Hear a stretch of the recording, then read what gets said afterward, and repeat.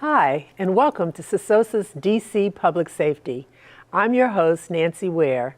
On today's show, we will be discussing the Criminal Justice Coordinating Council for the District of Columbia, also known as CJCC.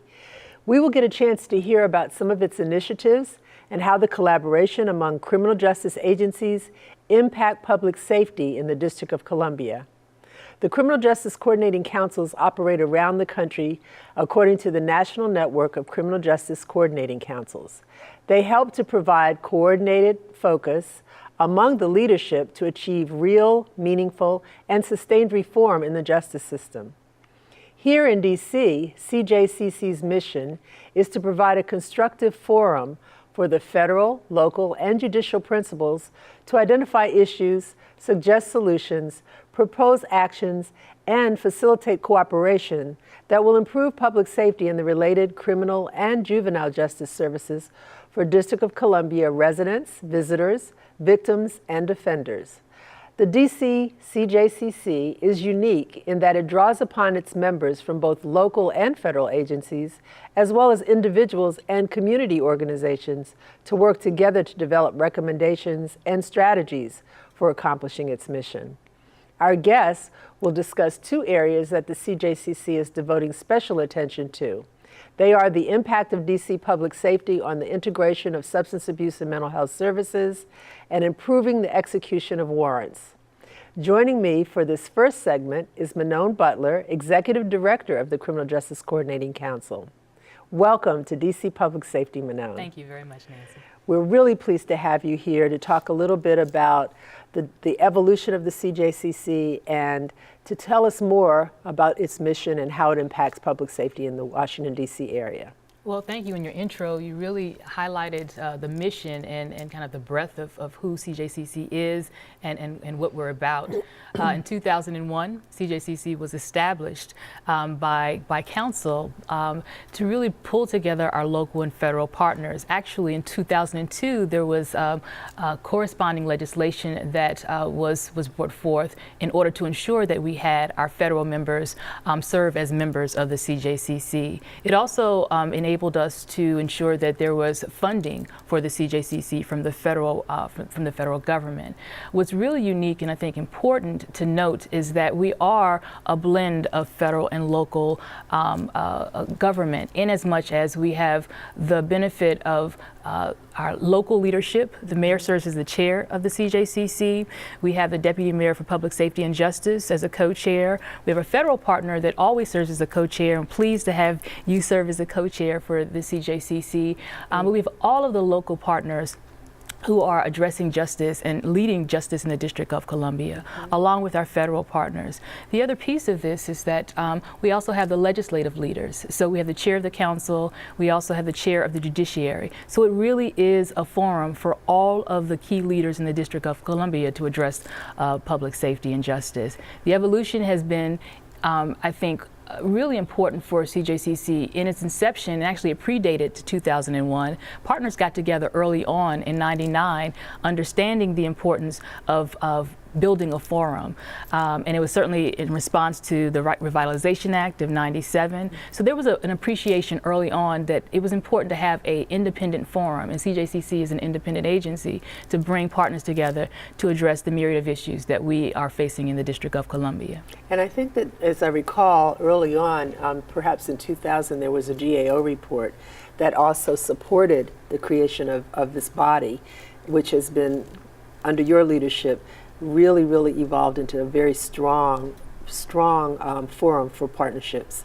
Can you talk a little bit about some of your priority areas, some of the things that you're focusing on this year and over the, I guess, last 5 years, really? Certainly, but I do want to take the opportunity to note that CJCC has really benefited from incredible leadership since its inception. You served as the first CJCC director. We had Paul Quander, who was an incredible leader, and I then really was fortunate to come in on the heels of such great leadership to really work to ensure that the gains and the success that we've realized were furthered. We have been able to, as a body, annually get together to identify strategic priorities. And so our local, federal, judicial, legislative partners come together and identify what is important to the system. In the last year, for example, we've identified combating violent crime as a priority area. It includes. And let me ask you, when you set up that strategic planning process, how do you begin to identify what some of the priority issues are for the city before you even identify how you will address those priorities? It's a multitude of things, but I will note that I'm engaged with each of the leaders. So I actually spend and have one-on-one time with our public safety leaders to really hear firsthand what are the issues. And then we've had committees for a while, so we actually have kind of a multi-pronged approach to identifying what the issues are. We're talking to the leaders of the system. We're talking to folks who are actually working on the ground to really help inform what we're hearing. We're also having conversations with a number of community stakeholders that really are connected and we're connected to. So it's not a one-size-fits-all approach, but we ultimately identify priorities based on what we're hearing from the multiple sources and then come together annually. Last year we came together and identified a host of priority areas, again, combating violent crime, addressing outstanding warrants. We'll talk a little bit later about an initiative I'm really excited about, which emerged from us focusing on outstanding warrants. Focusing on information sharing. We have a justice information sharing system that I am extremely proud of. We have really talked about evolution. We've really moved from really having partners come together to share information, and that agreement was important, to really figuring out how to extract information from partners. So this hub is one that is evolved, and we're doing some really, I think, dynamic things as a system as a result. Now, as I recall, justice is also in police vehicles so that they can actually look real time at criminal histories around individuals that they're concerned about. Is that correct? Absolutely. That's great. And does MPD usually offer a layout at the strategic planning sessions on what's been happening in crime across the country, across the city? Absolutely. You know, part of our thinking is we want to make sure that partners have the benefit of hearing from one another and understanding the lay of the land in the city.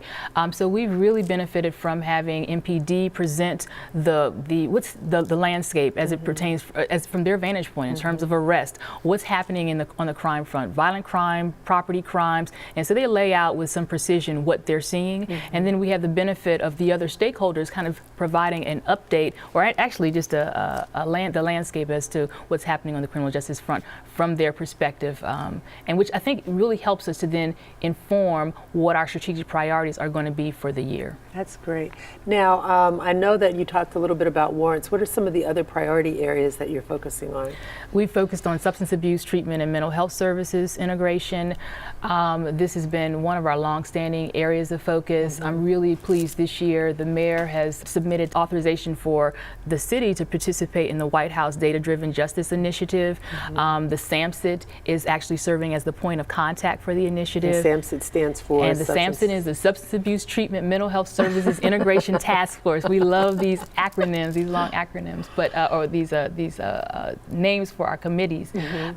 But it really is a function of, again, it's the best of how we can get together and we work together if we are at the table and we identify these issues that actually are not, they sometimes are boundless. And we recognize that, and it was so important. So we have the director for the Department of Behavioral Health serve as a co-chair, which is important because we want to make sure that we're not focusing just inward. We really need to make sure that we are connecting the dots appropriately with our partners in the district. And as I recall too, CJCC was really at the forefront of identifying synthetic drugs and K2 as one of the emerging concerns among our criminal justice community. Can you speak a little bit about that? Absolutely. Approximately 4 years ago, we actually had the benefit of, we were having a conversation at the SAMHSA, and we're having conversations with CSOs from CSOSA and others who basically said, we're seeing something and something's not right in terms of testing or the test results of individuals who previously had come up positive and all of a sudden they weren't coming up positive. We had follow-up conversations with partners, with the Metropolitan Police Department, with pretrial services, with the court.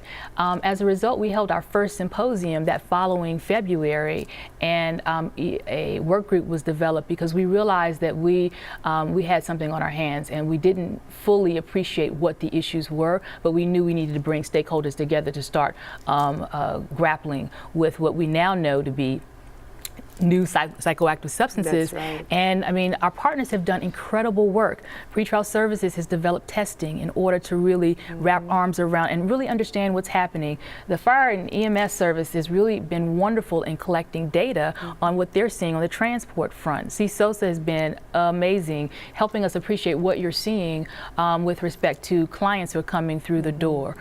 Department of Health has been really focused. Part of the issue is we started to do research to determine what do we know about the impact. It's still really preliminary. We don't have all the answers, but we have the folks around the table. I mentioned the Chief Medical Examiner who's at the table, Office of the Attorney General. The Council has been engaged because we really needed to understand legislatively what we needed to do. Now, I want to ask you, you've done a lot of work in reentry. Can you speak a little bit about that before we close out this segment? Certainly.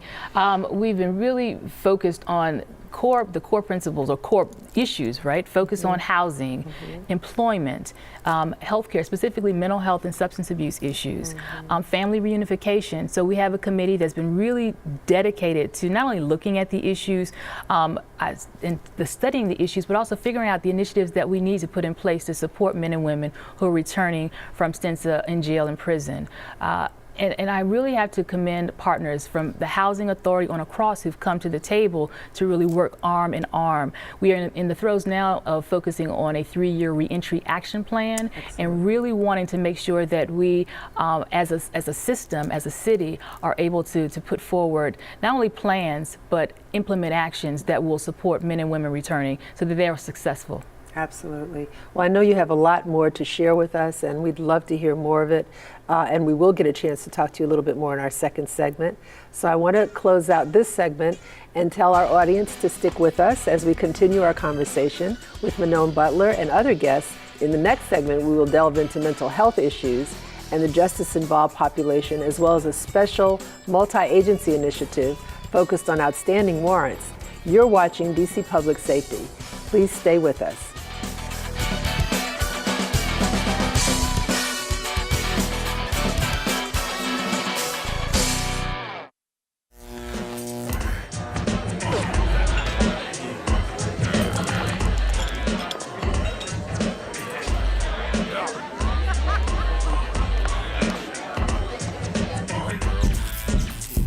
Kev.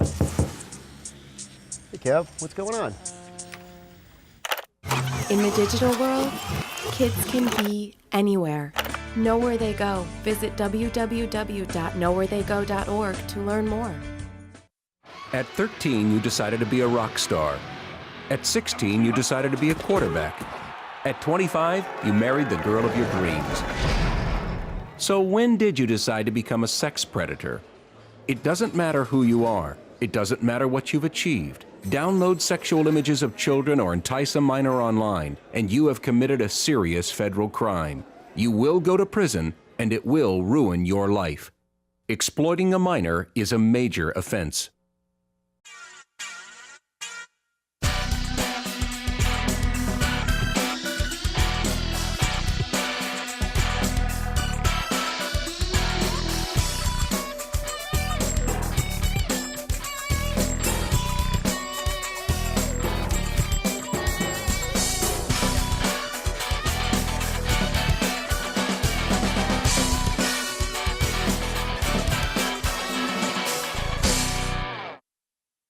Hi, and welcome back to DC Public Safety. I'm your host, Nancy Ware. As we now broaden the conversation to include CJCC's focus on the mental health challenges faced by some of the justice-involved population, as well as how criminal justice agencies throughout the district collaborate to address outstanding warrants, I want to welcome back Manon Butler, Executive Director of the DC Criminal Justice Coordinating Council, who is joined by Patricia Smoot, Chair of the United States Parole Commission, and Michael Hughes, United States Marshal for the District of Columbia. Welcome to DC Public Safety. Thank you. I wanted to start just, Manon, talking a little bit about the emerging issues of mental health and substance abuse, and particularly mental health, and how the CJCC has begun to address that. So there are a number of priority areas within the substance abuse treatment and mental health services integration task force. We have a mental health community court that's emerged to really take a specific look at the population who are coming to the attention of the justice system. We also have, I think it's really important to highlight the incredible work of our drug court, which is really focused on, again, the population that's coming to the attention of the system, and we really want to figure out ways to ensure that we're not necessarily or unnecessarily having folks enter the system, but rather figuring out ways to support, to provide the treatment that's required. We also have the mental health docket that the U.S. Parole Commission has really promoted and launched, and it's an incredible example of work that's underway. So, well, I'm going to have that as our segue to Chairwoman Smoot. And could you tell us a little bit about the mental health docket and how that came to be? Absolutely. Thank you, Nancy. I'm glad to be here. It actually started, Manon talked about the drug court paradigm. It actually came from the drug court paradigm. The Superior Court in the District of Columbia looked at the drug court paradigm, established a mental health court in the District of Columbia in Superior Court. We thought at the Parole Commission it would only make sense to continue that paradigm through conviction and post-conviction. Right. So in 2012, we started a pilot for the mental health program. I have to give credit to former Chair Isaac Fullwood. This was his brainchild, and I was tasked with implementing it. It is an excellent example of collaboration within the DC departments. We have the Parole Commission, we have CSOSA, which is instrumental in this process. The Department of Behavioral Health, the Public Defender Service, and the clients themselves. Of course, the clients have to be vested, as well as the community providers, and it's an incredibly important and very intimate setting where we actually speak to the offenders, and we develop a case plan for them.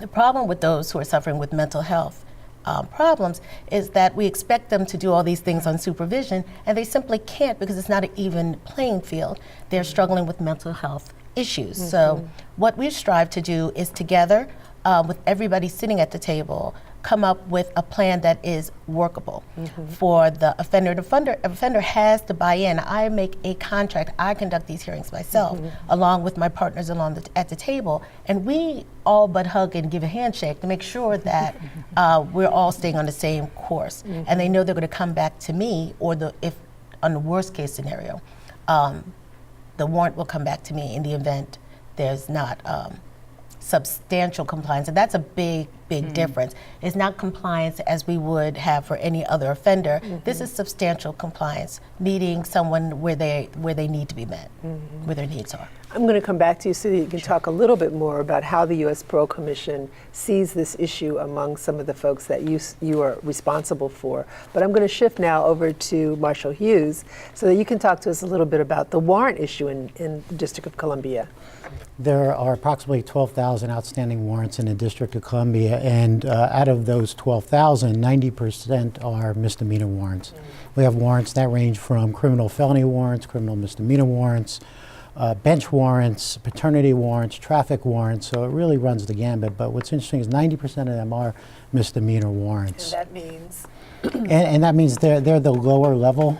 They don't reach to the felony level for the courts. We've been really successful through CJCC efforts within the past few years to reduce that by thousands. That's great. By thousands. That's so, but we need to continue to work on reducing that number. And you're the chair of the Warrants Committee, I understand? Co-chair. Co-chair of the Warrants Committee. That's great. And who do you co-chair with? Chief Lanier. I suppose it'll be Acting Chief Newsham. Okay, very good. So you and the police department together? Yes. Excellent. Okay.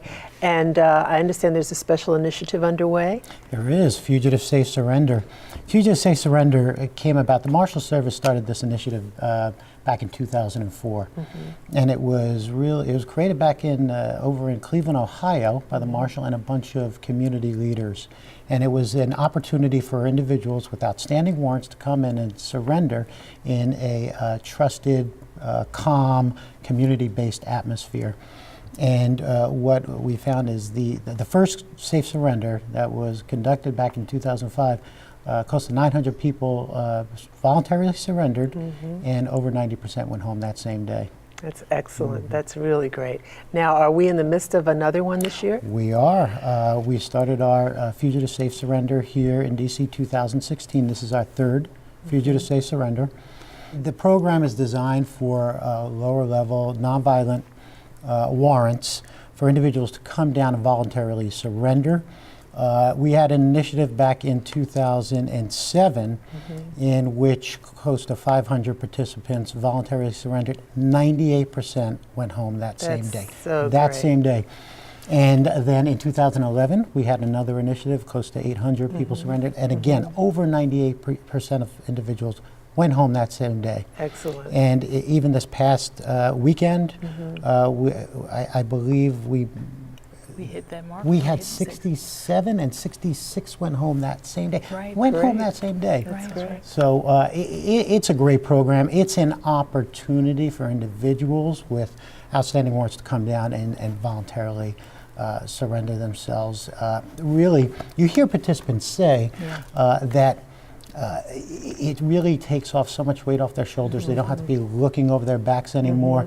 It's an opportunity for a clean slate to now try to get the opportunity to take care of their family, to get go on jobs, with their lives. and go on with their lives. Yeah, that's great. And then they don't have to worry about you guys going and knocking on their doors, huh? And and we do. Every day we're out there executing these arrest warrants, and it really presents it's a safety issue for the community, it's a safety issue for the fugitive, and it's a safety issue for the officers who are conducting these investigations and warrants. So this is a way to mitigate that safety issue and come on down and just get this warrant off your back. I have to say that it was so powerful. On Saturday, there were folks who were lined up prior to us opening the doors at the court. That's and great. so, and that was a common refrain, having had the opportunity just to talk to some of the individuals as they were preparing to start the process.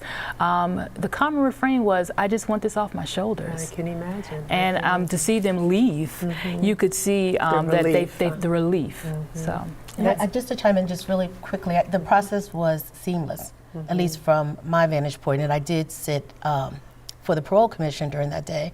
And people did come in very nervous because they really didn't trust that we were going to let folks go. Good, I'm glad you I'm talked here to about say that. every single person that came in on a parole warrant on that day was let go. That's wonderful. So, and it's important, and everybody said the same thing, just like you had indicated. I just wanted to come in, I'm tired, I want to get this over with, I want to start again. And we see this in every safe surrender. It's basically the same pattern the first time around. People are skeptical, they think it's a scam, and then they find out that that's not true. And they come in, usually we see more and more people come in the next time.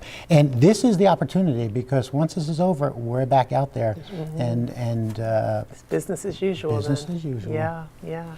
Well, I want to circle back to the U.S. Parole Commission. Can you tell us a little bit about how it fits into the criminal justice arena and what exactly the U.S. Parole Commission does? Well, we are the releasing agency for the criminal justice system here in DC. Our whole mission is to promote public safety, but at the same time strive for justice and make sure that everybody's treated fairly. And the whole idea of the major trend that I see now that's helping the criminal justice system is that we're looking at the needs of each offender and tailoring services in the community for those offenders. Housing, mental health, substance abuse. Transitional housing is a major, major factor. But so many people don't realize that when somebody's released from a facility, they've lost everything in many instances. And really, people just need a little assistance to get back on track and be resourceful again. I think that many people who fail, the people that do fail is because they don't have that assistance. Safety net. Mm-hmm. And it's not, a lot of people talk about it's too much help. It's really, all you're doing is getting people back to status quo. Mm-hmm. Mm-hmm. And because from what I've realized in doing the mental health dockets, people really want to do well. They want to provide for their families. Mm-hmm. They really want to be productive, lawful citizens. But sometimes they don't know how to. They don't know how to apply for food stamps if they need that leg, or the mental health, which is such a fluid thing. Sometimes you don't know where you are in it, so you just need a little assistance. Now there are a couple of, I don't mean to interrupt you, but before we have to wrap up, there are a couple of other initiatives, other dockets that you also have. Do you want to talk a little bit about those? Because I think they are state of the art as well in DC. We also do something called a reprimand sanctions docket, and that's really for folks who are on the cusp, who are really not doing what they're supposed to be doing. It gives them an opportunity to meet a commissioner face to face and talk about why they're not succeeding. Mm-hmm. It has actually been a very good program. It keeps us from doing a warrant right away. And the good thing about your CSOs is that your CSOs are the ones who advocate for their clients. Mm-hmm. They come in and say, this person just doesn't need to go back to jail. They just need a talking to. Mm-hmm. That is a wonderful thing. Our SIS docket, which is a short intervention for success, I hope I'm not getting that, but we call it SIS, is really a way to get people, let them pay their debt for what they've done, go back on the street rather quickly. Mm-hmm. That has been successful. We have, it is as effective recidivism. That's favorably. Wonderful.